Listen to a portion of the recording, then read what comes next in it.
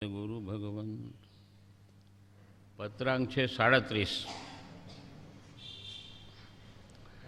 મુંબઈ બંદર, આસોબદી બીજ, ગુરુવાર 1944. પ્રિય ભાઈ સત્યાભિલાષી ઉજમસિંહ, રાજનગર. તમારું હસ્તલિખિત શુભપત્ર મને કાલે સાયંકાલે મળ્યું. તમારી તત્વ જિજ્ઞાસા માટે વિશેષ સંતોષ થયો.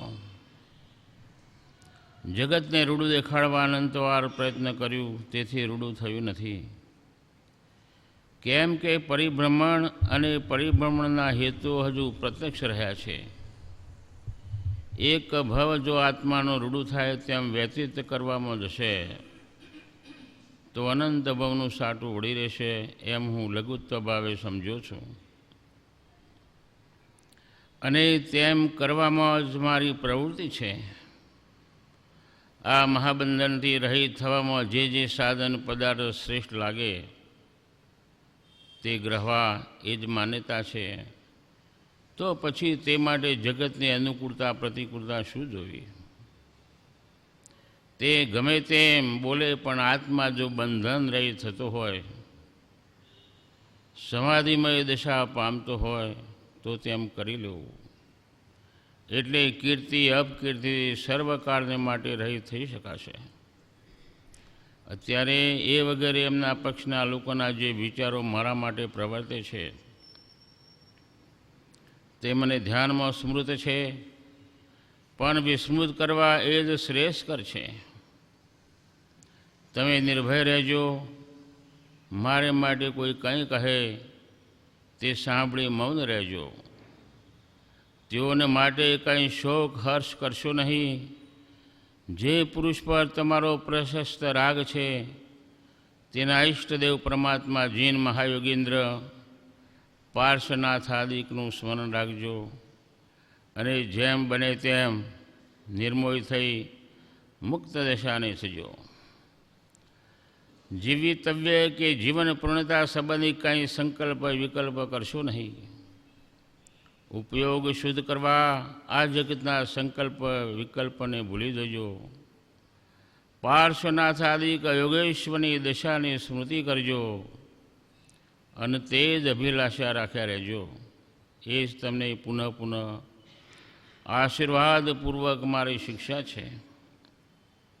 આ અલ્પજ્ઞાત્મા પણ તે પદનો અભિલાષી અને તે પુરુષના ચરણ કમળમાં તલ્લીન થયેલો દિન શિષ્ય છે. તમને તેવી શ્રદ્ધાની જ શિક્ષા દે છે. વીર સ્વામીનું બોધેલું દ્રવ્ય ક્ષેત્ર કાળ અને ભાવથી સર્વ સ્વરૂપ યથા તથ્ય છે, એ ભૂલશો નહીં. તેની શિક્ષાની કોઈ પણ પ્રકારે વિરાધ ના થઈ હોય તે માટે પશ્ચાતાપ કરજો. આ કાળની અપેક્ષાએ મન વચન કાયાના આત્મભાવે તેના ખોરામાં અર્પણ કરો. એ જ મોક્ષનો માર્ગ છે. જગતના સગળા દર્શનની મતની શ્રદ્ધાને ભૂલી દેજો. જૈન સંબંધી સર્વ ખ્યાલ ભૂલી દેજો.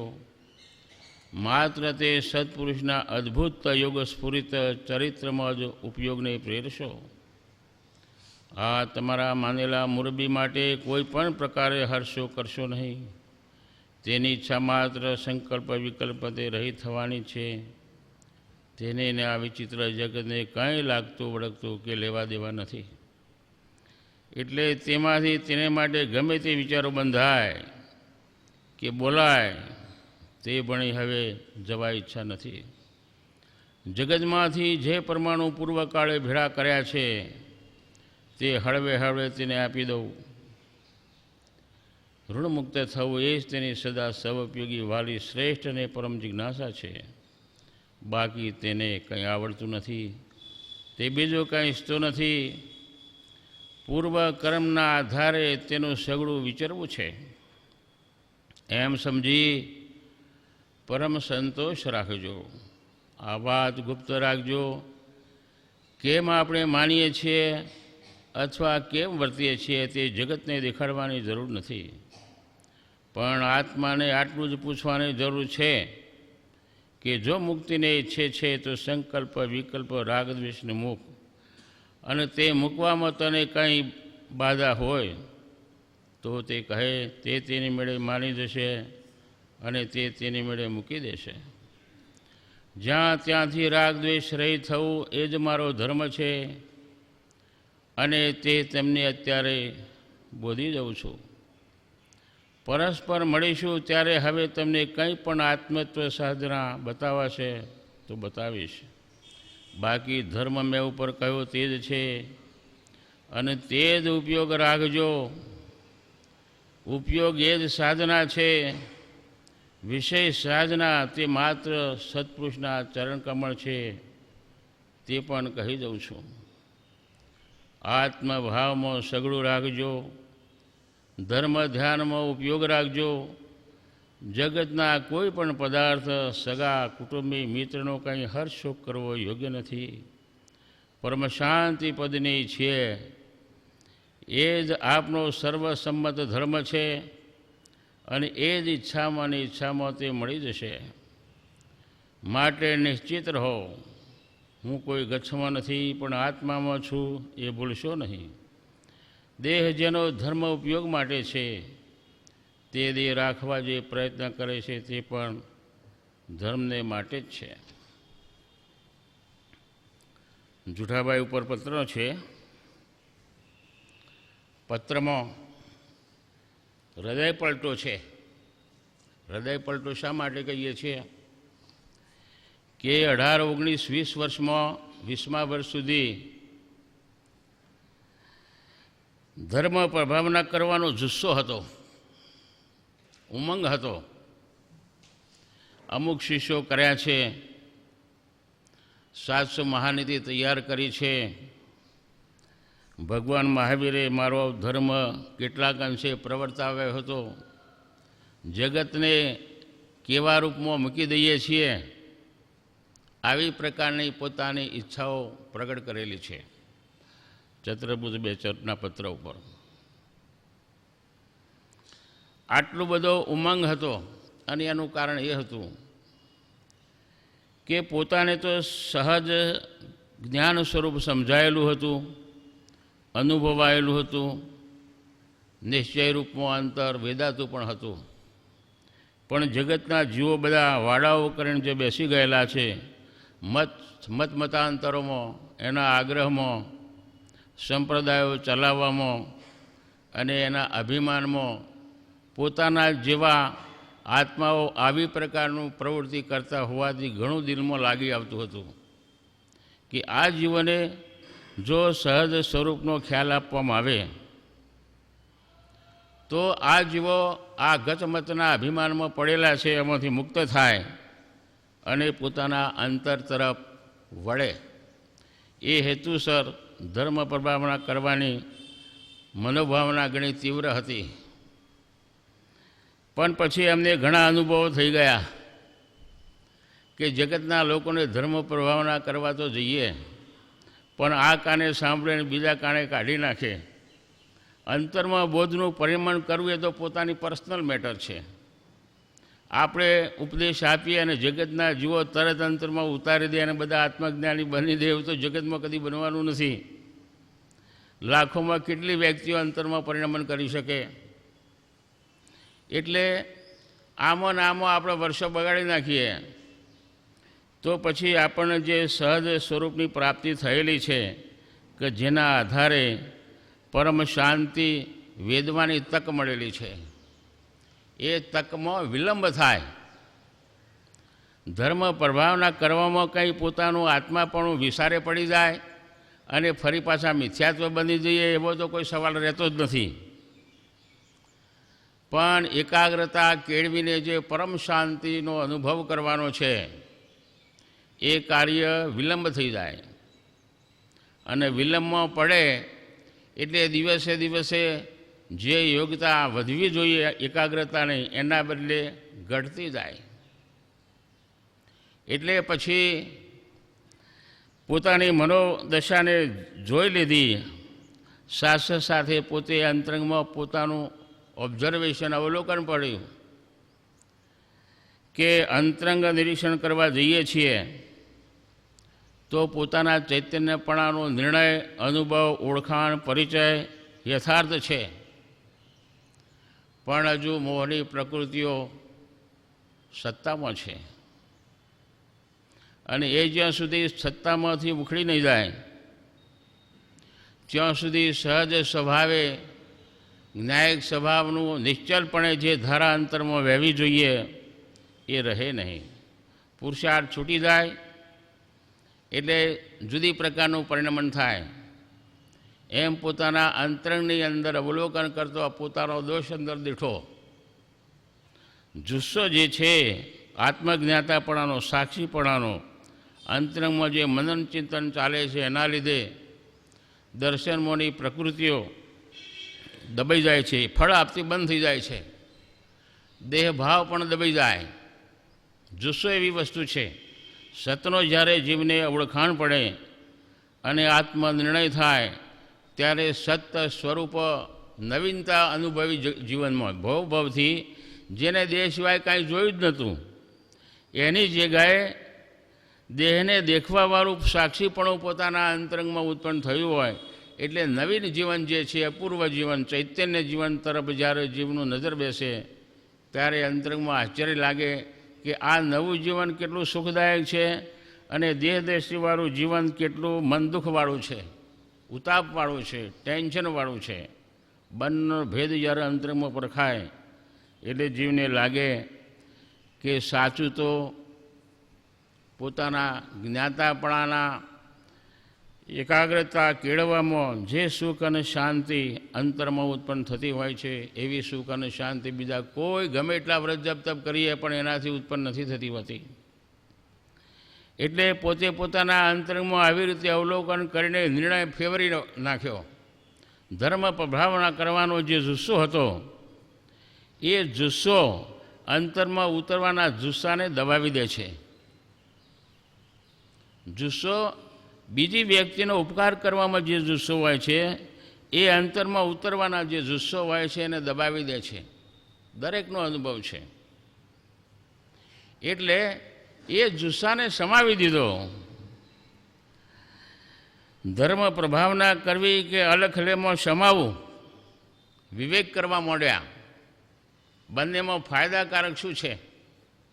ધર્મ પ્રભાવના કરવા હોય તો જગત ઉપર ઉપકાર કરવામાં આવે, પણ એ ઉપકાર કોઈ પચાવે ને કોઈ ના પણ પચાવે. અને પોતાને તો સતની પ્રાપ્તિ થયેલી છે, નિર્ણય થયેલો છે અને ધારા પ્રમાણે પુરુષાર્થ કરે તો સહજાનંદ સ્થિતિ પ્રાપ્ત કરવાની માટેની યોગ્યતા પણ ઉત્પન્ન થાય પુરુષાર્થના નિમિત્તે. એવી પ્રકારની પોતાની યોગ્યતાને પણ જુએ છે, આત્મબળને જુએ છે, એવો વૈરાગ્ય જુએ છે, જગત પ્રત્યેની ઉદાસીનતા જુએ છે. એટલે એક બાજુ પોતાનો યોગબળનું નિરીક્ષણ કરે છે, બીજી બાજુ અંતરમાં જે મોહની પ્રકૃતિઓ પડેલી છે એનું પણ નિરીક્ષણ કરે છે, ત્રીજી બાજુ ઉપકાર કરવાથી અંતરનો જુસ્સો દબાઈ જતો હોવાથી સમ્યક દ્રષ્ટિપણું તો રહે પણ ચારિત્રનો ઉઘાડ જે થવો જોઈએ, વિતરાગતા, એ ના થઈ શકે, વિલંબમાં પડે. એવી પ્રકારનો વિવેક પોતાનું અંતર નિરીક્ષણ કરતા કૃપાળુઓને થયો. એટલે એમને વાત છોડી દીધી ધર્મ પ્રભાવના કરવાની.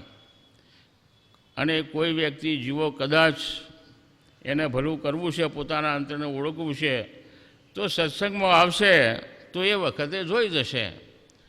બાકી હવે વ્યક્તિઓ તૈયાર કરવી, એક આખો સંઘ ઊભો કરવો, ધર્મ પ્રભાવના માટે જુદા જુદા સ્થળે જવું, આયોજન કરવું, એમાં જો ઉપયોગ રાખવામાં આવે તો આખો દિવસ મળેલા સ્વરૂપના નિમિત્તે જે શાંતિ વેદવાની તક મળેલી છે એ તક ગુમાવવી પડે.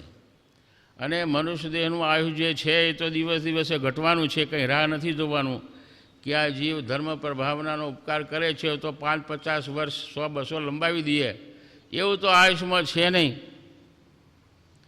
એટલે પોતાના અંતરંગમાં હૃદયનો પલટો કરી નાખ્યો કે જેનું જે થવાનું છે તે થશે સૌસના નસીબે અને પોતાની રુચિ પ્રમાણે.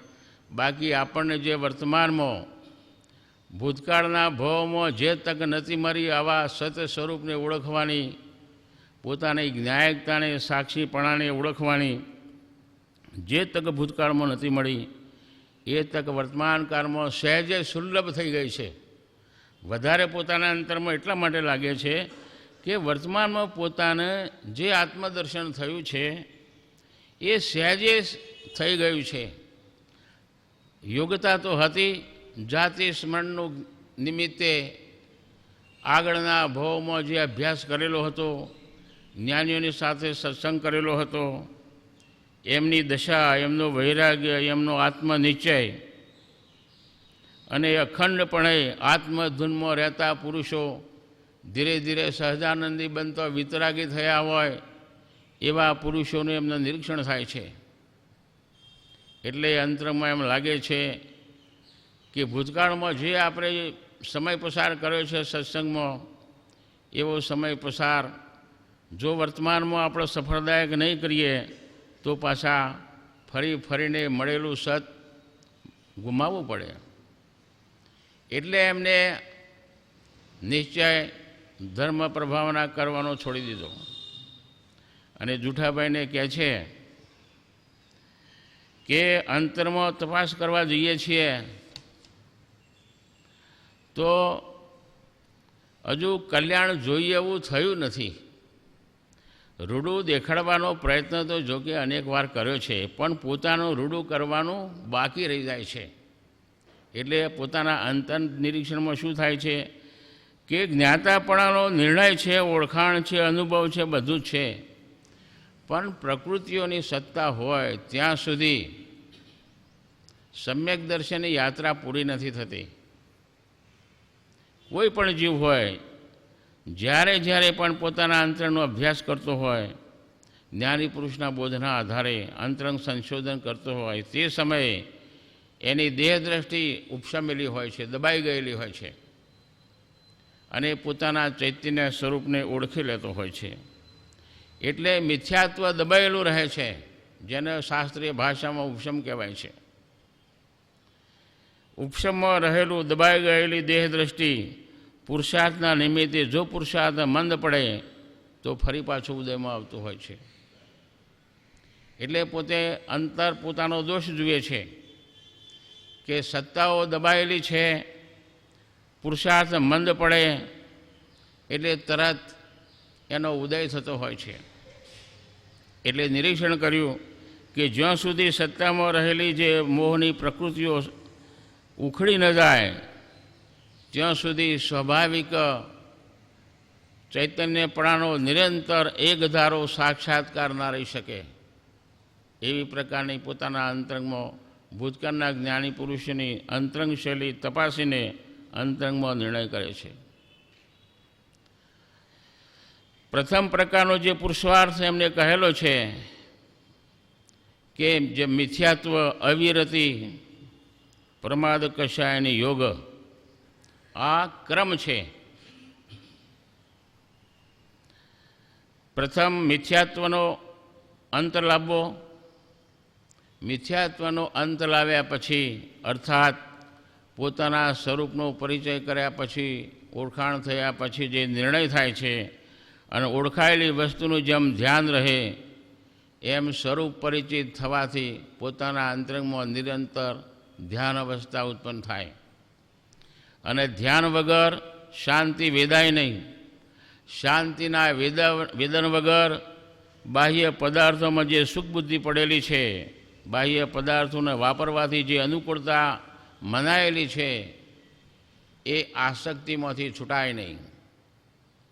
અને આસક્તિમાંથી છૂટાય નહીં ત્યાં સુધી અસંગ પણ ઉત્પન્ન થાય નહીં અને વિતરાગતા પરિપૂર્ણ ન થાય.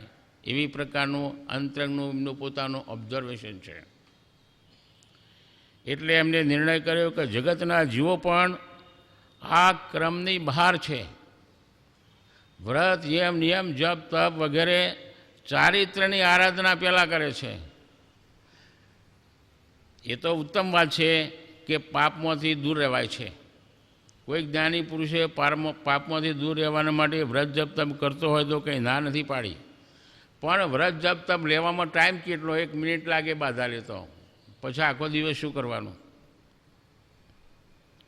એટલે જ્ઞાની પુરુષોને કહેવું છે કે વ્રત જપ તપ તો 1 મિનિટની બાધાથી પૂરા થઈ જાય છે, પણ જે કરવાનું છે એ જીવને સૂઝતું નથી, કંઈક બાકી રહી જાય છે. અને એ બાકી શું રહી જાય છે કે અનાદિથી દેહની સાથે એકમેકપણાનો જે ભાવ ચાલી આવે છે, તાદાત્મ્યપણું, અર્થાત દેહપણાની માન્યતા, દેહપણાની સમજણ અને દેહને સર્વસ્વ જીવન તરીકે માની લીધેલું છે, આવી પ્રકારની જે અંતરમાં ગ્રંથિ પડેલી છે, એ ગ્રંથિની આડે પોતાના ચૈતન્ય સ્વરૂપને છુપાવી દીધું છે. જીવે સ્વયં દેહપણાની માન્યતાની આડે પોતાના ચૈતન્ય સ્વરૂપને છુપાવી દીધેલું છે, પોતે જાતે પડદો કરી નાખેલો છે, દેહની ઓથે છુપાઈ ગયો છે. એ જો કાર્ય કરવામાં ના આવે તો પછી ગમે એટલા વ્રત જપ તપ કરીએ પણ તેથી કરીને વિતરાગ દિશા ઉત્પન્ન ના થાય, અને વિતરાગ દિશા ઉત્પન્ન ના થાય ત્યાં સુધી જન્મ મરણ કર્મબંધના નિમિત્તે ચાલુ રહેતો હોય છે. એટલે જ્ઞાની પુરુષોએ જે ક્રમ બતાવેલો છે કે પ્રથમ પરમ શાંતિને પ્રાપ્ત કરવા માટે પરમ શાંતિનું પદ એવું પોતાનું ચૈતન્યપણાને ઓળખી લેવું, જ્ઞાની પુરુષના બોધના આધારે પોતાના ચૈતન્ય સ્વરૂપને ઓળખી લેવું અને પછી નિશ્ચય કરવો. ઓળખવામાં આવે અને નિશ્ચય કરવામાં ના આવે તો ઓળખ કરવાનો કોઈ અર્થ નથી. કેમ કે હું દેહ છું એવી પ્રકારનો અનાદિનો નિશ્ચય આગ્રહ અંદરમાં પડેલો છે. એ નિશ્ચયને ટાળવા માટે જ્ઞાતાપણાનો સાક્ષીપણાનો નિશ્ચય મોટામાં મોટો ઉપાય છે, અને એ ઉપાય કરવામાં ન આવે તો મિથ્યાત્વની પ્રકૃતિ ઉપશમમાં રહીને નાશ ના થાય. આવી પ્રકારનું કૃપાળુદેવનું અંતરનું ઓબ્ઝર્વેશન છે, અને બધા જ્ઞાનીઓએ પણ આ જ રીતે પોતાના અંતરનું ઓબ્ઝર્વેશન કરીને નિર્ણય લીધેલો છે કે એક નિશ્ચય બીજા નિશ્ચયને ટાળે છે. અને 6 પદના પત્રમાં કૃપાળુદેવે આ જ બતાવેલો છે કે તે સ્વપ્ન દશાથી રહિત જ માત્ર પોતાનું સ્વરૂપ છે, એમ જો જીવ પરિણામ કરે તો સ્વપ્ન દશા કઈ? દેહપણાની માન્યતા એ સ્વપ્ન છે. ચાહે એને ઊંઘ કહો, અંધકાર કહો, સ્વપ્ન કહો, ગ્રંથિ કહો, દેહાધ્યાસ કહો, દેહાભિમાન કહો, પણ એમાં દેહપણાની સાથે એકમેકપણાનું ઓતપ્રોતપણું છે. રાગ દ્વેષના લીધે ઓતપ્રોતપણું નથી થવાતું, પણ અભિમાન એ ઓતપ્રોતપણું છે. અત્યારે આપણે બેઠા હોઈએ તો હું બેઠો છું, જાણવાવાળો બેઠો છે કે બેસવાવાળો બેઠો છે, પણ બેઠેલા દેહાકારની સાથે ઓતપણાની જે સમજણ પડેલી છે, જે જાણકારી પડેલી છે ને એની સાથે ચાલી આવતો જે નિશ્ચય છે, એ નિશ્ચય જીવને આપમેળે નજરમાં નથી આવતો હોતો, એ જ્ઞાની પુરુષની પ્રેરણાથી અંતરમાં નજરમાં આવતો હોય છે. એટલે કૃપાળદેવે કહ્યું કે આ શિષ્યને 6 પદનો સમજણ તો આપી, એને વિવેક તો થયો, પણ શું કરવાથી, કેવો નિર્ણય કરવાથી દેહભાવ દબાઈ જાય એને કંઈ ખ્યાલ નથી. કોઈ દિવસ એવો ઉપાય કરેલો ના હોય, કોઈ દિવસ એવો પ્રયત્ન કરેલો ના હોય, કોઈ દિવસ એવી સમજણમાં આવી પણ ન હોય. મનમાં એમ થાય કે દ્રવ્ય ગુણ પર્યાયનો અભ્યાસ કરી દીધો અને બરાબર સમજતા થઈ ગયા એટલે આપણું કલ્યાણ થઈ ગયું. પણ તેથી કરીને દેહપણાની જે માન્યતાની જે સમજણ છે હઠતી નથી. એટલે હઠાવવા માટે જેને હઠાવી હોય એને પ્રયોગ કર્યો હોય એને ખબર પડે કે કેવી પ્રકારનો ઉપાય કરવાથી દેહભાવ દબાઈને ખતમ થઈ જાય. તે કૃપાળદેવે કહ્યું કે આ સ્વપ્નથી રહિત અર્થાત ભ્રાંતિથી રહિત અર્થાત હું દેહ છું એવી પ્રકારની સમજણ અને માન્યતા જે પડેલી છે, એ માન્યતાથી રહિત એવો મારો જાણવા દેખવાવાળો જ્ઞાતા દ્રષ્ટા સ્વભાવ પડેલો છે, જે વર્તમાનમાં પરિચય કરવાથી ખ્યાલમાં આવે છે, તો હું કોણ છું? તો કે જ્ઞાતા દ્રષ્ટા છું. એવું હૃદયમાં સ્મરણ કરવાથી, નિર્ણય કરવાથી દેહભાવ દબાઈ જાય છે, એવું શિષ્યને ફરમાન કર્યું. અને પછી નિશ્ચય ઉત્પન્ન થવાથી દેહ કેવો લાગે, કોના જન્મ મરણ, કોણનું ઘરડું પણ, કોણ ઘરડો અને કોણ જુવાન, કોણ લંગડો અને કોણ લંગડા વગરનો, કોણ રોગી ને કોણ તંદુરસ્ત. સાક્ષીપણું અંતરંગમાં ધારણ કરવાથી જ્યારે દેહને દ્રશ્ય તરીકે જોવામાં આવે ત્યારે શિષ્યને ખબર પડે કે ખરેખર એક નિર્ણય બદલી નાખવાથી જ કેટલો બધો મનમાં ફેરફાર થઈ જાય છે. નિર્ણય ન બદલવામાં આવે તો યથાહેના એ. એટલે જે આ ઉપાય બતાવેલો છે, ઉપાય ઉપર જીવો દરકાર કરતા નથી કે નિર્ણય કરવાથી કેટલો બધો ફાયદો થાય છે. અર્થાત પોતાનું સહજ જ્ઞાન સ્વરૂપ પોતાના અંતરંગમાં નજરાય એવી પ્રકારની યુક્તા ઉત્પન્ન થાય છે. જીવોને નિર્ણય કરવો એને પુરુષાર્થની ગણતરીમાં નથી કરવામાં આવતું, પણ એક દિવસનો ઉપવાસમાં પુરુષાર્થ લાગે છે. અને જ્ઞાતાપણાના નિર્ણય કરવામાં પુરુષાર્થ નથી લાગતો.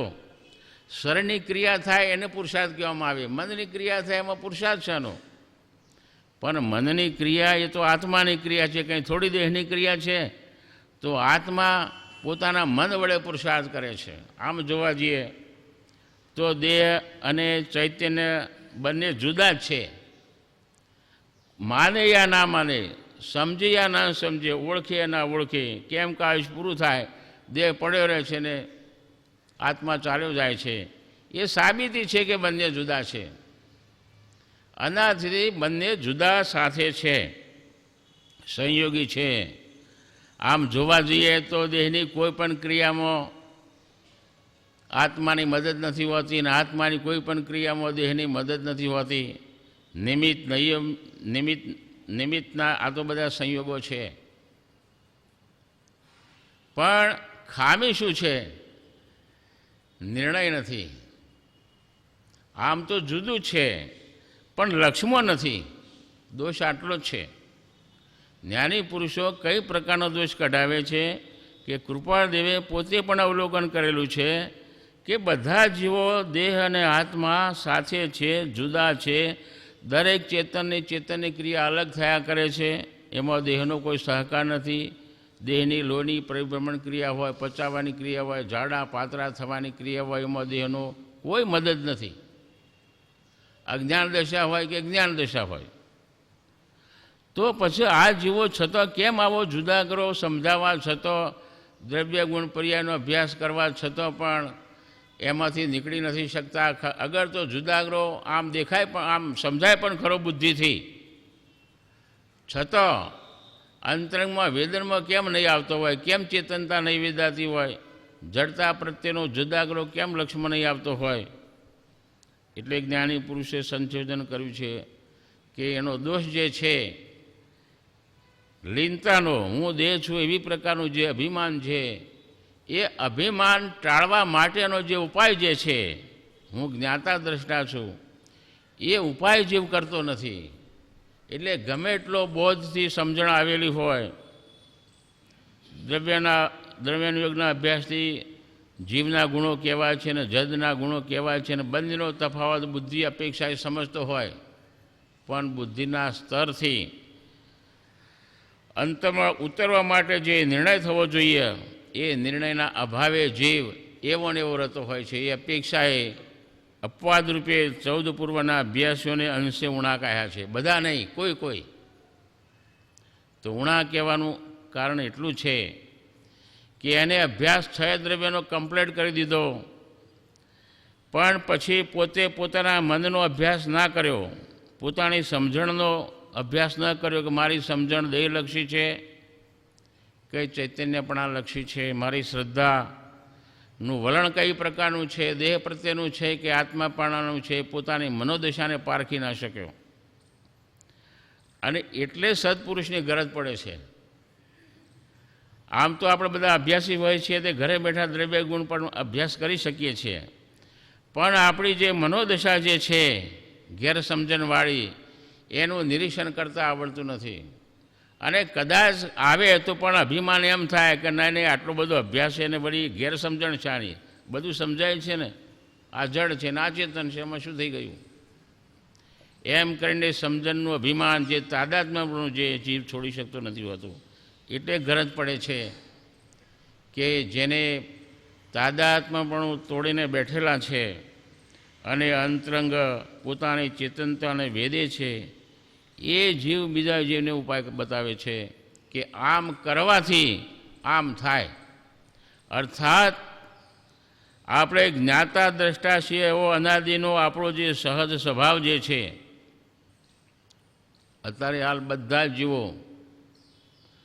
જ્ઞાતા દ્રષ્ટા છે. બેક્ટેરિયાનો હોય કે 84 લાખ યોનિમાં ત્રસ્કાઓ જીવ ફરતા હોય એ હોય કે ગમે તે હોય કે સિદ્ધ ભગવાન હોય, જ્ઞાતા અને દ્રષ્ટા એ સહજ સ્વભાવ છે દરેકનો. પણ લક્ષ્ય બહાર છે એટલે એને પોતાના અંતરંગમાં દેહ સિવાય બીજું કાંઈ દેખાતું નથી હોતું. એટલે જ્ઞાતા અને દ્રષ્ટાપણું એ તો સહજ ધર્મ હોવાથી, લક્ષ્ય બહાર રહેતો હોવાથી જીવ એવો ને એવો રહેતો હોય છે. એટલે કૃપાળદેવે સહજ ઉપાય બતાવી દીધો કે તમે જે શિષ્યએ જે રીતે 6 પદની વાત સમજી લીધી, પણ હવે જે નિર્ણય કરવાનો છે, જો નિર્ણય કરવામાં નહીં આવે તો શિષ્ય હતો ત્યાંનો ત્યો. એટલે આત્મસિદ્ધિમાં દાખલો આપેલો છે. ગુરુએ શિષ્યને એમ કહ્યું કે જો ભાઈ આ બધી વાત કરી, શિષ્યને પણ એમ થાય કે તમે જુદી જુદી અપેક્ષાથી કરતાપણું, અકર્તાપણું, ભોગતાપણું, અભોગતાપણું, સહજ સ્વરૂપ, નિત્ય અનિત્ય, આ બધી વાતો સમજાવી, પણ મારે નિર્ણય શું કરવો? સવાલ ઊભો થાય.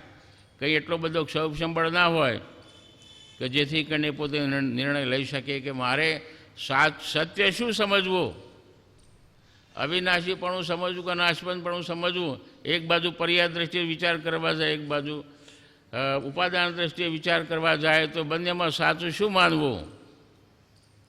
એટલે ત્યાં આગળ પછી સમ્યક એકાંતની વાત આવે છે. નિશ્ચય જે કરવાનો છે કે હું જ્ઞાતા દ્રષ્ટા છું, એ સમ્યક એકાંત છે. અનેકાંત વડે અનેક અપેક્ષાથી આખા આત્માને ઓળખવામાં આવે છે. પણ સ્વીકાર શાનો કરવો? હું પર્યાય પલટાતો હોવાથી નાશવંત છું કે અવિનાશી છું, મારે નિર્ણય શું કરવો? ત્યારે જેમ પુત્રના માટે એનો પિતા એ પિતા જ છે. દુનિયાના લોકો ભલે એને કોઈ ફુવા કહીને બોલાવે, કોઈ કાકા કહીને બોલાવે, કોઈ દીકરો કહીને બોલાવે, કોઈ પતિ કહીને બોલાવે, પણ છોકરાના માટે તો બાપા એટલે બાપા એ સમ્યક એકાંત છે. છોકરો તો એમ જ કહેશે કે મારા બાપાને ભલે તમે બધા ગમે તે સંબંધથી બોલાવતા હોય ને ઓળખતા હોય, તો એ બધા સંબંધોથી મારા બાપાની ઓળખાણ ખરી. તમારા માટે, મારા માટે તો મારા બાપા એટલે બાપા જ. એમ અહીંયા અનેક દ્રષ્ટિએ પોતાના ચૈતન્યપણાને સમજાવી ઓળખાવ્યું છે. પણ જ્યારે પર્સનલ અંગત રીતે વિચાર કરવા જઈએ તો મારા માટે શું? તો કે મારા માટે જ્ઞાતાપણું એટલે જ્ઞાતાપણું, બીજી કોઈ અપેક્ષા આમાં જોવામાં નથી આવતી. દ્રષ્ટાપણું એટલે દ્રષ્ટાપણું. તો ક્રોધપણું કેમ ના કહેવું? લોભીપણું કેમ ના કહેવું? તો કે એ જે કશાય અવસ્થા જે છે, એ અનાદિ ચાલી આવતી જે આપણી ચરિત્ર મોહની પર્યાય જે છે, મોહના નિમિત્તે ઉત્પન્ન થતી બાહ્ય પદાર્થોના લક્ષ્યમાં લઈએ એટલે આવી પ્રકારની ક્રોધ, લોભ વગેરે, કપટ, માયા વગેરે પ્રકારના કશાયો કરવાની જે નિરંતર યોગતા પડેલી છે, એ યોગતા ક્ષણવર્તી છે. અને જ્ઞાતા દ્રષ્ટા સ્વભાવ ક્ષણવર્તી નથી, પરમેનન્ટ છે. એટલે બંનેમાં તફાવત જોવામાં આવ્યો.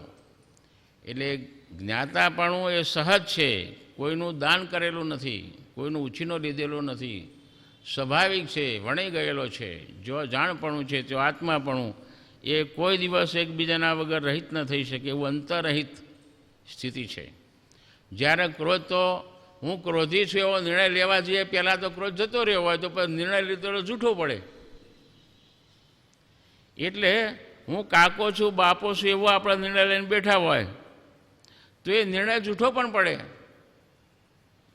એટલે સમજવાની વસ્તુ એ છે કે નિમિત્તના લક્ષ્યે જે અહંભાવ તરીકે ઓળખાણ લીધેલી છે એ બધી નિમિત્ત ખતમ થતાં ઓળખાણ જતી રહેતી હોય છે. અને પોતાનો જ્ઞાતા દ્રષ્ટા સહજ સ્વભાવ અખંડ હોવાથી અખંડ રહે છે. એટલે હું જ્ઞાતા દ્રષ્ટા છું એવો આગ્રહ કરવો, એવો નિર્ણય કરવો, એવો નિશ્ચય કરવો એને સમ્યક એકાંત કહેવામાં આવે છે. અનુપચંદ મલુકચંદ ઉપર કૃપાળુજીએ પત્ર લખેલો કે અનેકાંત ધર્મ તો છે પણ સમ્યક એકાંત સેવવો એ લાભદાયક વસ્તુ છે. દરેક જીવની યોગ્યતા પ્રમાણે એમ કે તમે ક્રિયાઓ તો બધી કરાવો છો અને એમાં રચ્યા પચ્યા રહો છો, પણ જે કરવાનું રહી જાય છે એ તરફ તો તમારી દૃષ્ટિ જતી જ નથી. કૃપાળુજી એમના ત્યાં રહ્યા હતા, બધી એમની ક્રિયાઓ કરાવવાનું અભિમાન, એમની સમજણ બધું જોયું. એટલે કૃપાળદેવને લાગી આવ્યું કે આટલો બધો અમે સાથે છીએ, આટલો અમારો સથવારો મળેલો છે, એક દિવસ કે 2 દિવસ જે કંઈ રહ્યા હોય તે, પણ એ જીવે માત્ર પોતાની ક્રિયાની સમજણનું અભિમાન સિવાય બીજું કાંઈ બતાવ્યું નહીં. કૃપાળદેવના અંતરંગમાં ઉદાસીનતા આવી ગઈ કે આ જીવ કદાચ મને પૂછશે કે સત્ય શું છે, આ જે હું કરું છું એ બરાબર છે કે નથી, એમાં કરવા જેવું શું રહી જાય છે, એવી કંઈક જિજ્ઞાસા બતાવશે, પણ કંઈ ન બતાવી. સથવારો જે 2-4 દિવસનો તો એ બધો નિષ્ફળ ગયો. એટલે સમજવાની વસ્તુ એ છે કે સહજ જ્ઞાતાપણું, દ્રષ્ટાપણું કૃપાળદેવે આત્મસિદ્ધિમાં 6 પદના પત્રમાં નિર્ણય કરવા માટે બતાવેલું છે. અને એ સ્પેશિયલી ગ્રંથ જે લખેલો છે આત્મસિદ્ધિ 6 પદનો પત્ર, સિર્ફ જ્ઞાતા દ્રષ્ટાનો નિર્ણય કરવા પૂરતો જ છે. એમાં કોઈ ચારિત્રની વાત નહીં આવે, કોઈ બીજી કથા કે બીજી ત્રીજી કોઈ મગજમારી એની અંદર નથી. સિર્ફ આપણે કોણ છીએ એનો જવાબ આપવા પૂરતી જ આત્મસિદ્ધિ છે.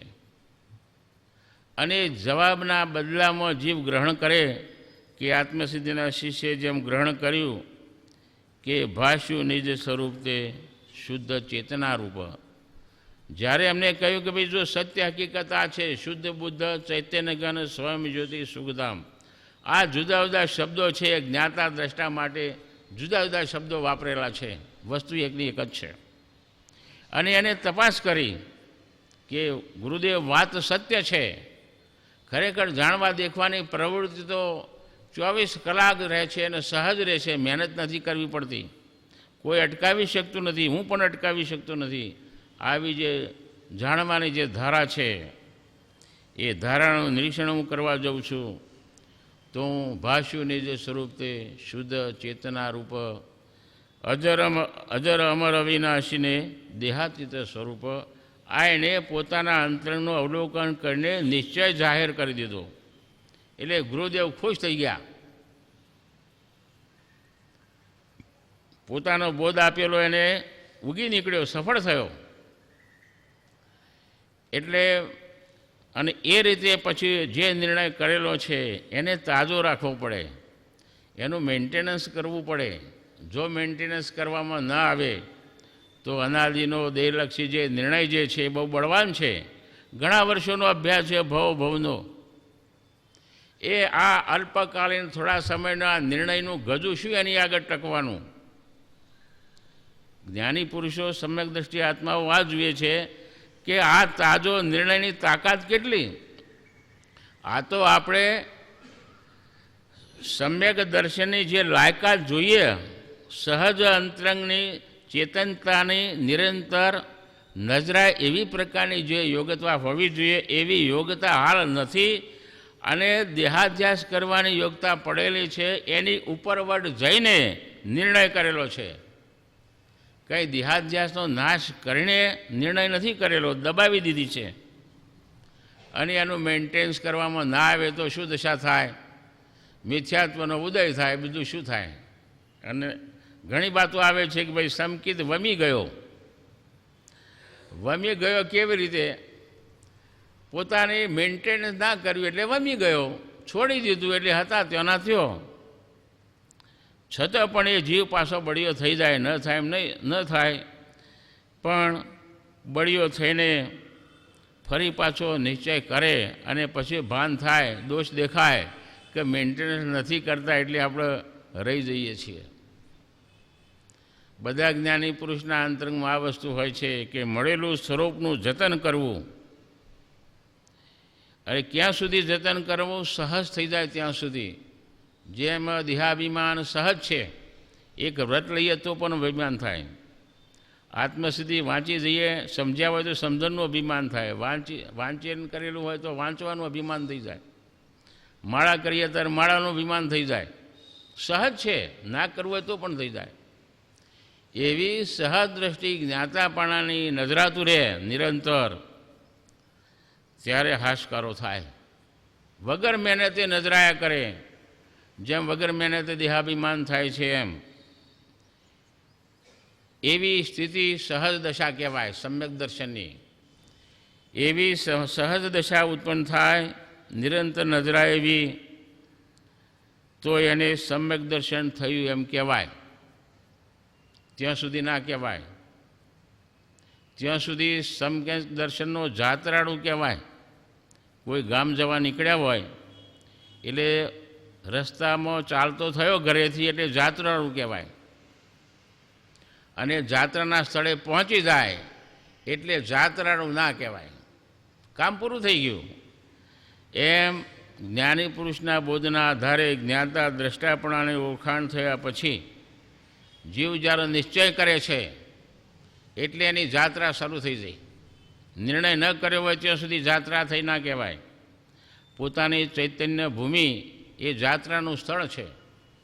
ચૈતન્ય ભૂમિની ઓળખાણ થઈ, ખ્યાલ આવ્યો, નિર્ણય કર્યો એટલે દેહાધ્યાસની ભૂમિ દબાઈ ગઈ, નવી ભૂમિના દર્શન થયા. અને એનું મેન્ટેનન્સ સતત ચાલુ રાખે તો એના ફળમાં દબાયેલી દેહ દ્રષ્ટિના નિમિત્તે દર્શનમોની પ્રકૃતિઓ જે ઉપશમો છે, જે ફળ નથી આપી શકતી, એ સત્તામાંથી ખતમ થઈ જતી હોય છે. અનંતાનુબંધીની 4 અને 3 એમ 7 પ્રકૃતિઓ ખતમ થઈ ગઈ એટલે ગ્રંથિ ગઈ. અને વગર મહેનતે કૃપાળદેવે લખેલું છે 1947માં માગશર સુદ 6 નિશ્ચલ ધારા વર્તી રહી છે. નિવૃત્તિના સમયે જે આ ધારા નથી ઉત્પન્ન થઈ, એ પેઢી ઉપર બેઠા બેઠા ઉપાધિના સમયે એમને નિશ્ચલ ધારા ઉત્પન્ન થઈ છે. અર્થાત સહજ નજરાવા મોડી પોતાની ચૈતન્ય સત્તા નિરંતર નજરાવા લાગી વગર મહેનતે. પછી કોઈની સાથે વાત કરતા હોય, ચિત્ત કરતા હોય, બેસતા હોય, ઉઠતા હોય, બાળકો ખોળામાં આવીને બેસી જતા હોય, પત્ની સાથે વાત કરતા હોય, ત્યાં ન પતિભાવ ઉત્પન્ન થાય, ન બાપ ભાવ ઉત્પન્ન થાય, પેઢી ઉપર ન શેઠપણું ઉત્પન્ન થાય. એક ધારું જ્ઞાતાપણું જે લક્ષ્યમાં લીધેલું હતું એ નિરંતર વેદનના રૂપે અંતરંગમાં સહજ રીતે રહેતું હોય છે. હવે એને સમ્યકીતિ કહેવાય. ત્યાં સુધી મિથ્યાત્વી સન્મુખ કહેવાય. મિથ્યા દશા તો પડેલી છે, ભલે ને ઉપશમ રૂપે હોય કે ક્ષય ઉપશમ રૂપે હોય કે સમકિત વેદની રૂપે હોય, પણ સત્તામાં જ્યાં સુધી જડ પ્રકૃતિ પરમાણુઓ પડેલા છે ત્યાં સુધી મિથ્યાત્વી બની જવાની યોગ્યતા પણ પડેલી છે. ભલે ઓછી હોય પણ કલંક તો લાગે, વર્તનમાં કલંક આવી જાય.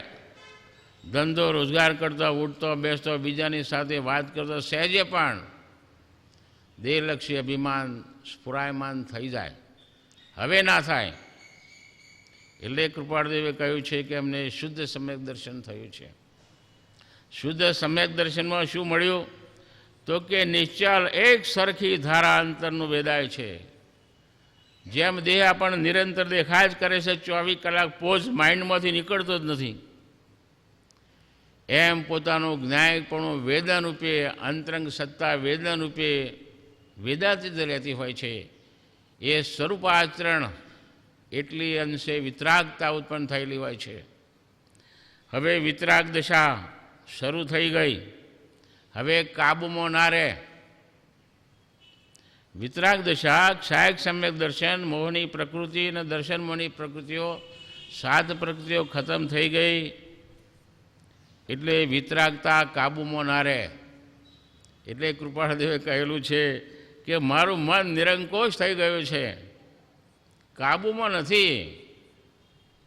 કોઈ વ્યક્તિનું કામ કરવું હોય તો એ કામ કરવા માટે જે દરકારપૂર્વક આપણો ઉપયોગ મૂકીએ છીએ અને સાવધાની રાખીને આ કામ આપણે કરવું જ જોઈએ, એમ તન-મનથી કામ કરીએ છીએ એવી રીતે ઉપયોગ મૂકી શકાતો નથી.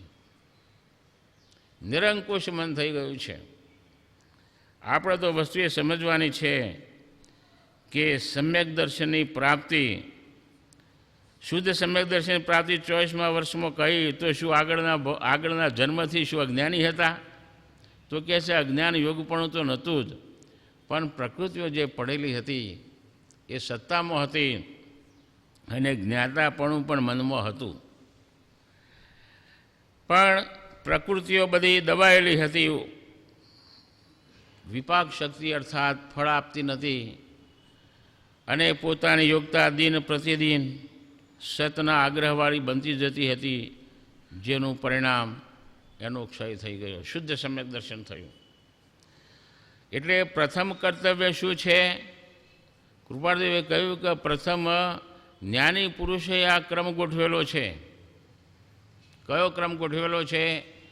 કે પ્રથમ પોતાનું સહજ સ્વભાવ ઓળખીને નિર્ણય કરવો અને નિર્ણય કર્યા પછી અંતરંગમાં વારંવાર સેવન કરવાથી વિતરાગતા ઉત્પન્ન થાય છે અને એકાગ્રતા થતો થતો સહજ થઈ જાય એટલે મોહનો ક્ષય થાય છે અને સહજાનંદી પોતે બને છે અને એના નિમિત્તે જ્ઞાનાવરણ દર્શનાવરણ વગેરે અંત આવે છે અને પૂર્ણ દશા ઉત્પન્ન થતી હોય છે.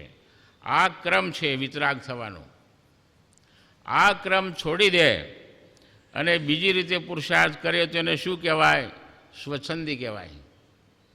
કૃપાળદેવે સ્વચ્છંદી શબ્દ વાપર્યો છે.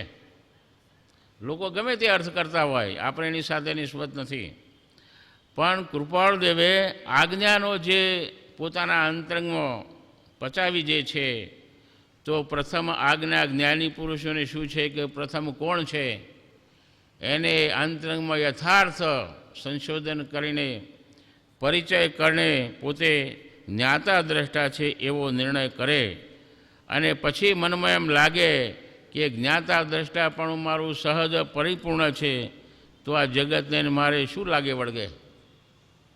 એટલે જૂઠાભાઈને કહે છે કે ધર્મ પ્રભાવના કરવાની ઈચ્છા તો ઘણી હતી, પણ ઈચ્છા સમય દીધી અને મનમાં એમ થયું કે મારા આ જગતને શું લાગે વળગે છે.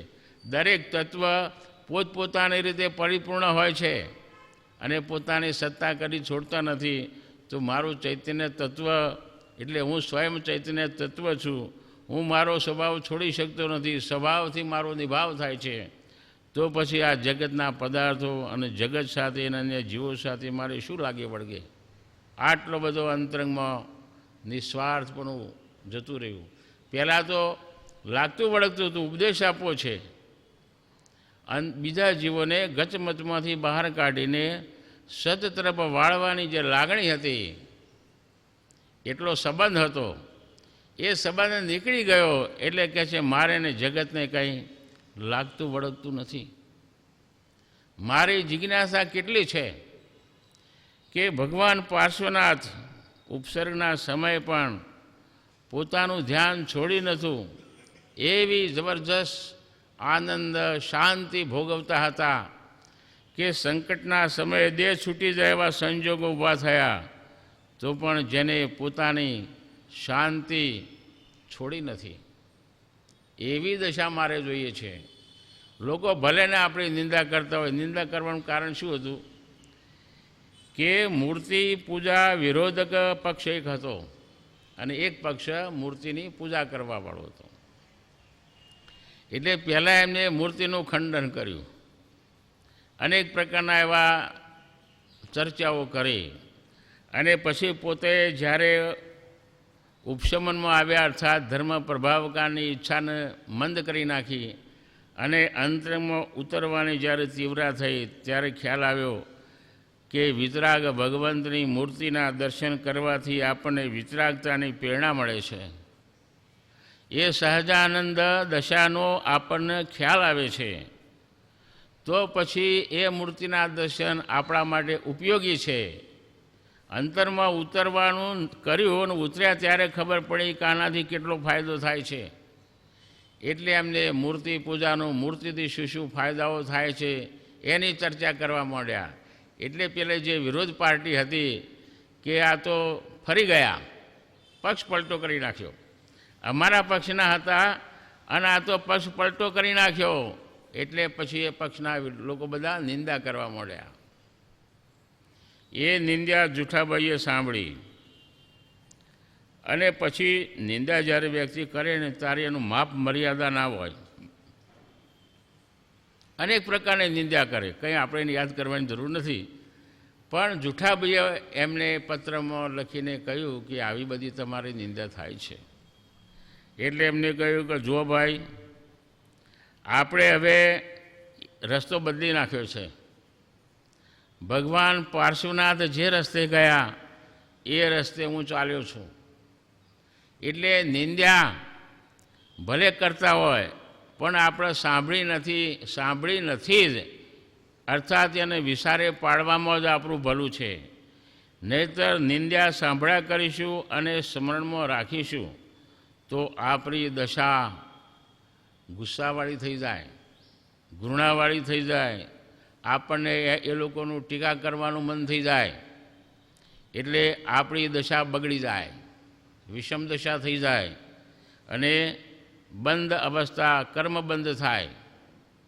ભગવાન પાર્શ્વનાથનો દેહ છૂટી જાય એવા ઉપસર્ગમાં પણ એમને કમઠ પ્રત્યે નજર નથી કરી કે આ જેવા ઉપદ્રવ કરી રહ્યો છે તો મારે એને બે શબ્દ કહેવા જોઈએ કે આ ભાવમાં તો મેં તારું કંઈ નથી બગાડ્યું ને, પણ એવી પ્રકારનો ઉપયોગ મૂકવા જઈએ એટલે અંતરનો લક્ષ્ય ધ્યાન છૂટી જાય એટલે કશાય દશા ઉત્પન્ન થાય. અને કશાય દશા ઉત્પન્ન થાય અને બંધ પડે તો શું દશા થાય? એટલે એમને જે અંતરની શાંતિ વેદાતી હતી એ એમને નજર જ ના કરી અને એકાગ્રતા બળવાન બની ગઈ, જેના પરિણામમાં મોહનો ક્ષય થઈ ગયો. તો કૃપાળદેવ કહે છે કે મેં તો આવું અવલંબન લીધેલું છે. ભગવાન પાર્શ્વનાથની માફક જોવાનું જ નહીં, દેહનું શું થશે અને શું નહીં થાય, ક્યારે આયુષ પૂરું થાય ને ક્યારે આયુષ પૂરું ના થાય, ક્યારે શરીરમાં રોગ આવે ને ક્યારે ના આવે, કઈ વ્યક્તિઓ આપણને માન આપે છે ને કઈ માન નથી આપતી, એવું બધું જો દરકાર કરવા જઈશું તો વિષમ દશા થશે. અને ભગવાન પાર્શ્વનાથની જેમ આપણે જો એનું સ્મરણ નહીં કરીએ તો ઉપસંભાવમાં રહીને આપણે આપણા ચૈતન્ય સ્વરૂપનું ચિંતન મનન કરતા રહીશું. એટલે એમને શિખામણ આપી જુઠાભાઈને કે આપણે એ વાતોમાં પડવા જેવું નથી. અંતર તરફ રહીશું તો કોઈ વખત પણ વિતરાગ દિશા પ્રાપ્ત કરીશું અને કાયમના માટે છૂટી જઈશું. એટલે સાંભળવાનું પણ મટી જશે. દેહધારી બનીએ તો સાંભળવાનું મટે ને, તો પણ દેહ વગરના થઈ જઈએ એટલે આપણે 84 લાખ યોનિનો દેહ ધારણ કરેલો ના હોય ને કોઈના માન અપમાન કે નિંદા કે સ્તુતિ સાંભળવાનું રહેતું જ નથી. માટે આપણે ભગવાન પાર્શ્વનાથના રસ્તે ચાલો એમ એમને શિખામણ આપી. એટલે કોઈ પણ પ્રકારની ધર્મની ક્રિયા આપણે કરતા હોઈએ, ગમે તે પ્રકારનું વ્રત કે નિયમ જપ તપ કરતા હોઈએ કે શાસ્ત્ર અધ્યયન કરતા હોઈએ કે અંતરનું અવલોકન કરતા હોઈએ કે ગમે તે કરતા હોય, એ લોક દ્રષ્ટિએ કરવાની ના પાડી દીધી. કારણ કે આ જીવ લોક દ્રષ્ટિએ કરતો આવેલો છે. બીજાને રૂડું લાગે, સારું લાગે, આપણને સારા કહે, વૈરાગી કહે, ત્યાગી કહે, વ્રતી કહે, આપણને ધર્માત્મા કહે, એવી પ્રકારનું લોકદ્રષ્ટિમાં નજરાવવા માટે જે પુરુષાર્થ કરવામાં આવતો હોય એ મોહભાવને પોષવાવાળો હોય છે. એમાં માન પોસાય છે, એમાં મન સંતોષાય કે મેં કેવો પુરુષાર્થ કર્યો કે બધા લોકો મને સારી રીતે માન આપે છે, આદર આપે છે, પૂજ્ય ભાવ રાખે છે, મને આગળ કરે છે. આવી પ્રકારની વિચારધારા ઉત્પન્ન થવી એને મોહદશા કહેવામાં આવે છે. કૃપાળજીના જીવનમાં એક અંશ પણ આવો વિચાર કોઈ જગ્યાએ જોવામાં નથી મળતો. આખું વચનામૃત વાંચીએ ને એક અંશ પણ ના મળે. અપૂર્વ વિચારો નીકળે. અપૂર્વ અવસરમાં અપૂર્વ દશાનું પોતે આકાંક્ષા રાખી છે કે સિદ્ધ દશા સુધીની પોતે મહેચ્છા કરી, પણ વર્તમાનમાં પોતાની યોગ્યતા જોઈ કે ગજા વગરનું ચિંતન ગજા વગરનું કરી નાખ્યું. કેમ કે યોગ્યતા નથી, પણ પ્રભુ આજ્ઞાએ અર્થાત અંતરંગને વળગ્યા રહીશું, ઝઝુમ્યા રહીશું અને દેખાતા ભૌતિક પદાર્થો ઇન્દ્રિયોના વિષયોને લક્ષ્યમાં નહીં રાખીએ, કોઈની નિંદા સ્તુતિને લક્ષ્યમાં નહીં રાખીએ, રુજુ દેખાડવાની ભાવના નહીં રાખીએ તો અવશ્ય મોહનો જય થશે અને એ દશાને સિદ્ધ સ્વરૂપ સુધીની દશાને પ્રાપ્ત કરીશું. આવી પ્રકારનો અંતરનો જે નિર્ણય જે છે એ ક્ષાયક સમ્યક દર્શન આવા નિર્ણયો ઉત્પન્ન ના થાય. ફોસલામણિયું સંકિત હોય ને એ તો પોતાની પ્રશંસા કરાવવામાં જ માનતો હોય.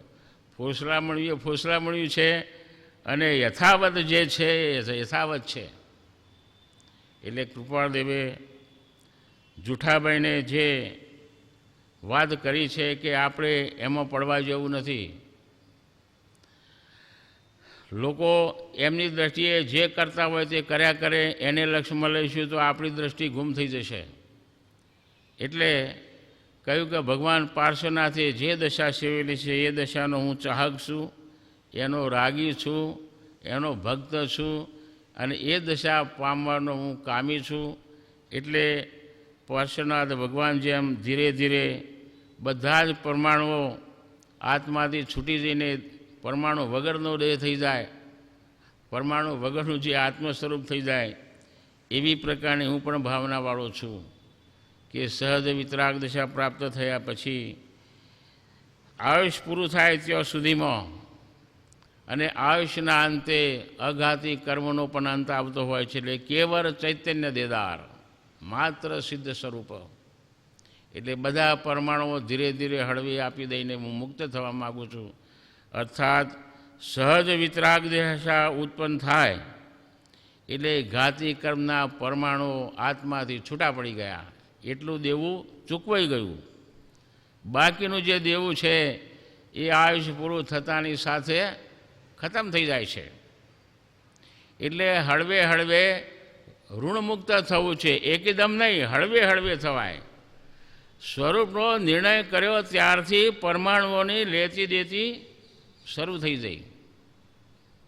ચારિત્ર્યના પરમાણુનો આશ્રવ રહે પણ દર્શનોના પરમાણુઓને તે લેતી બંધ થઈ જાય, દેતી થઈ જાય અને એમને દર્શન મોહની પ્રકૃતિઓને 4 અનંતાનુમતિ 7ની તો ઋણમુક્ત થઈ ગયા. જેવી પોતે અભિલાષા રાખી છે એવી 24મા વર્ષમાં આ 7 પ્રકૃતિઓનું ઋણ ચૂકવી દીધું. બાકીનું તો નિરંતર જેમ જેમ સમય પસાર થાય છે તેમ તેમ પોતાની વિશિષ્ટ સ્વરૂપ સ્થિતિ ઉત્પન્ન થતી હોય છે. નિરંતર સ્વભાવનો ઉઘાડ થતો હોય છે. એટલે બાકીના મોહના પરમાણુ હોય, જ્ઞાનાવરણના હોય, દર્શના હોય, ધીરે ધીરે એનો ક્ષોભક્ષમ વધતો જતો હોય છે. એટલે ધીરે ધીરે ઋણમુક્ત થવાય છે અને સહજાનંદ સ્થિતિ જ્યારે ચારિત્ર્યની ઉત્પન્ન થાય એટલે વગર મહેનતે આનંદ અનુભવાય. કોઈ જાતનો પુરુષાર્થ કરવો ના પડે. હાલતો ચાલતો બેસતો હટતો. એટલે એવી પ્રકારની દશા આપણે પ્રાપ્ત કરીશું તો આ જગતમાંથી ઋણમુક્ત થઈ શકીશું. એવી પ્રકારની જૂઠાબાઈને પોતાનો નિર્ણય જાહેર કર્યો. કર્મના ઉદય પ્રમાણે જીવન જીવવું છે. એક બીજી વાત પણ કૃપાળદેવે સાથે સાથે કહી દીધી કે હવે જે જીવન ચાલી રહ્યું છે એ પ્રમાણે ચાલશે. એટલે કર્મના ઉદયને લક્ષ્યમાં લઈને જીવવાનું કે લક્ષ્ય છોડીને જીવવાનું. ઘણા લોકો કર્મના ઉદયની જ્યારે વાતો કરતા હોય છે કે કર્મના ઉદયમાં ખાવાનું મળ્યું કે અમે ખાઈ લીધું, ના મળ્યું તો ઉપવાસી રહ્યા, પીવાનું મળ્યું ત્યારે પી લીધું, વિષયના સાધનો મળ્યા તો ભોગવી લીધા, ના મળ્યા તો અમને કંઈ મનમાં કાંઈ નથી. તો શું આ રીતે ઉદય ભોગવાય છે? કર્મના ઉદયનો ભોગવટો અર્થાત જે કંઈ બનતું હોય એ બન્યા કરે, એને લક્ષ્યમાં નહીં લેવાનું. એ લક્ષ્ય લેવા જઈએ તો આ લક્ષ્ય છૂટી જાય. બેમાંથી એક લક્ષ્ય રહે એક સમય બે લક્ષ્ય ના રહે. અંતરનો લક્ષ્ય લેવો છે અને એમાં વળગ્યા રહેવું હોય તો જે સુખ દુઃખ આવવો હોય આવે, લક્ષ્યમાં નહીં લેવાના. ભગવાન મહાવીરે સારા 12 વર્ષ સુધી તપશ્ચર્યામાં રહ્યા સહજાનંદ સ્થિતિ પ્રાપ્ત કરવા માટે. તો એમને ગરમી ઠંડી લક્ષ્યમાં ના લીધી. કોઈએ ગાળ બોલી કે અપમાન કર્યું કે લેશા છોડી કે ગમે ત્યાંનો ભય બતાવ્યો, કોઈએ કાનમાં ખીલા ઠોક્યા, કોઈએ શરીરમાં કોઈ દેવે ઉપદ્રવ કર્યો, અનેક પ્રકારની પરિસ્થિતિ દેહ સાથે કરી, પણ અંતરનો લક્ષ્ય ના છોડ્યો. પોતાની જીવાદોરી છે, જીવાદોરી ના છોડી. એટલે જે બનતું હોય બનવા દેવાનું. આગું પાછું કરવાની ઈચ્છા કરવી એ તો મોહદશા છે. એટલે બનતું હોય એને બનવા દેવાનું અને અંતરનો લક્ષ્ય છોડવાનો નહીં. એટલે એને ધ્યાનમાં ન લેવું. એનું નામ પ્રારબ્ધનો ઉદય વેદ્યો કહેવાય. નહીંતર આગું પાછું કરવાની ઈચ્છા થાય કે આમ કરીએ તો અનુકૂળતા રહે, આમ કરીએ તો આ પ્રતિકૂળતા જતી રહે, આમ કરીએ તો ઠીક છે, એવી પ્રકારના સગવડતાઓ શોધવા જીવ જાય તો એને એ પ્રારબ્ધ બુદ્ધિભાવે લક્ષ્યપૂર્વક એને વેદ્યું કહેવાય. વેદવાનું તો બધાને છે. પ્રારબ્ધ તો પસાર દરેકનું હોય છે, અજ્ઞાની હોય કે જ્ઞાની હોય, પણ પ્રારબ્ધમાં જીવન કેવી રીતે જીવવું એ મુખ્ય વસ્તુ છે. એટલે જ્ઞાની પુરુષો પ્રાપ્ત થયેલા સહજ જ્ઞાતા સ્વભાવને છોડતા નથી અને એ જ્ઞાતા દ્રષ્ટિએ સ્વરૂપના આનંદ કેમ વધારે વધે એવી પ્રકારના આયોજનમાં હોય છે. જેમ ધંધાદારી વ્યક્તિ ધંધો કેમ વધારવો જુદી જુદી જગ્યાએ એના આયોજનમાં હોય છે, એમ અહીંયા એકાગ્રતાના આયોજનમાં હોય છે કે ગમે એટલી પરિસ્થિતિ પ્રતિકૂળ બને તો પણ લક્ષ્યમાં ન લેવું, એ રીતે સમય પસાર કરવો, એનું નામ પ્રારબ્ધ વેદ્યું કહેવાય. બાકી તો પ્રારબ્ધનો વશ થઈ જાય એ તો કોઈ દિવસ પ્રારબ્ધ નવું ઊભું કરતો હોય છે અને આ પ્રારબ્ધ નવું બંધાતું નથી હોતું. એમાં આટલો ફરક હોય છે.